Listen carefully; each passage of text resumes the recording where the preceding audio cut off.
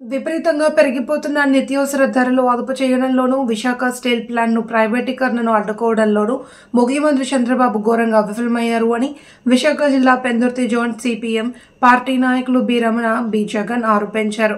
నిత్యావసర ధరలను అదుపు చేయాలి అని, స్టీల్ ప్లాంట్ ప్రైవేటీకరణ కాకుండా అడ్డుకోవాలి అని కోరుతూ సిపిఎం ఆధ్వర్యంలో పెందుర్తి తహసీల్దార్ కార్యాలయం వద్ద ప్రజలతో కలిసి ధర్నా నిర్వహించారు. ఈ నాయకులు మాట్లాడుతూ, తెలుగుదేశం పార్టీ అధికారంలోకి వచ్చిన తర్వాత రాష్ట్రంలో విపరీతంగా నిత్యావసర ధరలు, కూరగాయల ధరలు విపరీతంగా పెరిగిపోయాయి అని, కూరగాయల ధరలు విపరీతంగా పెరిగిపోతున్నాయని ఆవేదన వ్యక్తం చేశారు. విశాఖ స్టీల్ ప్లాంట్ను కేంద్ర ప్రభుత్వం ప్రైవేటీకరణ చేయడానికి సిద్ధమవుతుంటే ముఖ్యమంత్రి చంద్రబాబు పట్టించుకోవడం లేదని ఆరోపించారు.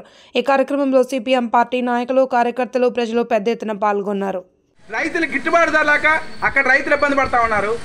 ధరలు పెరిగిపోయి ఇక్కడ ప్రజానికి ఇబ్బంది పడతా ఉన్నారు. అలాగే ఈరోజు రైతాంగం ఓ మాటలో చెప్పండి, గ్రామీణ ప్రాంతాల్లో ఏ పనులు లేక పొట్ట పట్టుకొని ఈరోజు పట్టణాలకు వచ్చి అక్కడక్కడ నివాసం ఉంటుంటే పేదలు వాళ్ళెవ్వరికి ఈరోజు 10 ఏళ్ళు అయిపోతున్నా, 12 ఏళ్ళు అయిపోతున్నా కనీసం పట్టాలు ఇవ్వట్లేదు. విద్యుత్ పెట్టుకుంటే కరెంటు మీటర్లు ఇవ్వట్లేదు, ఇంటి పనులు వేయట్లేదు, ఈరోజు చివరికి కొలాయిలు ఇవ్వట్లేదు. ఈ రకంగా ఇబ్బంది పడతా ఉన్నారు. అదే పెద్దలకైతే మొన్నటి వరకు ఇక్కడ 95వ వార్డు కార్పొరేటర్ గారు ఉన్నారు, బీజేపీలో చేరారు. ఆయనకు మాత్రం రోడ్డు పక్కనే 1000 గజాలు స్థలం ఆక్యుపై చేసుకోవచ్చు, ఆయనకు అన్ని పట్టాలు ఇవ్వచ్చు.